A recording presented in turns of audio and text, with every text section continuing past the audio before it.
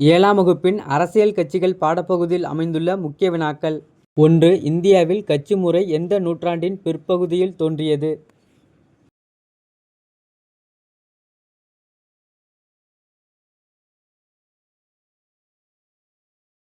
2. ஒரு கட்சி அங்கீகரிக்கப்படுவதற்கு அக்கட்சி 5 ஆண்டுகள் அரசியல் செயல்பாடுகளில் ஈடுபட்டிருக்க வேண்டும்.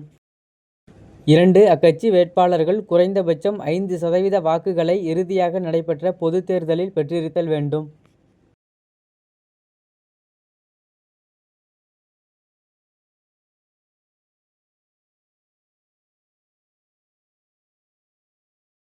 3. ஒரு கட்சி முறை கொண்டுள்ள நாடுகள்.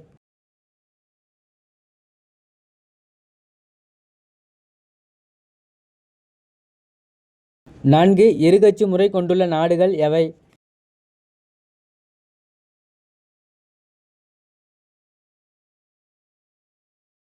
5. பல கட்சி முறை கொண்டுள்ள நாடுகளை குறிப்பிடுக.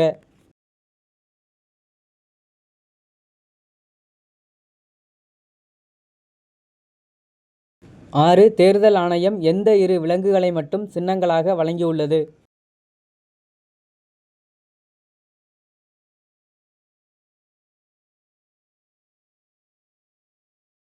7. வில் மற்றும் அம்பு சின்னத்தை எந்த 2 கட்சிகள் பயன்படுத்துகின்றன?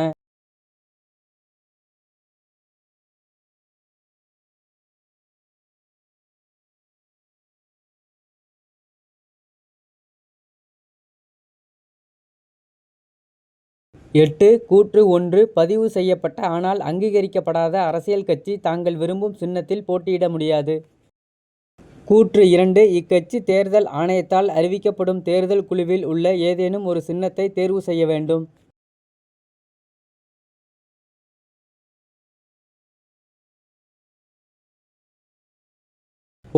இந்திய தேர்தல் ஆணையம் அமைந்துள்ள இடம்.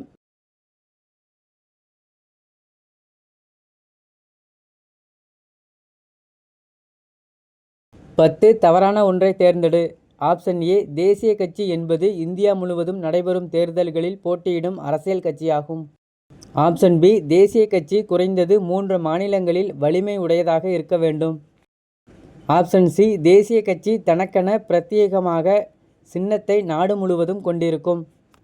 ஆப்ஷன் டி தேசிய கட்சி மாநில தேசிய மற்றும் சர்வதேச விவகாரங்களை தீர்த்து வைக்கிறது.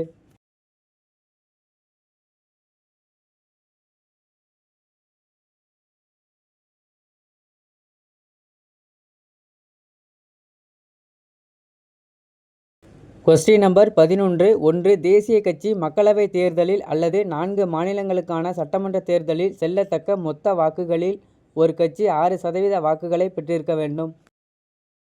2 தேசிய கட்சி 1 அல்லது ஒன்றிற்கு மேற்பட்ட மாநிலங்களில் 4 மக்களவை தொகுதிகளில் வெற்றி பெற்றிருத்தல் வேண்டும். 3 தேசிய கட்சி இறுதியாக நடைபெற்ற மக்களவை தேர்தலில் குறைந்தபட்சம் 2 மாநிலங்களில் 3% தொகுதிகளில் வெற்றி பெற்றிருத்தல் வேண்டும்.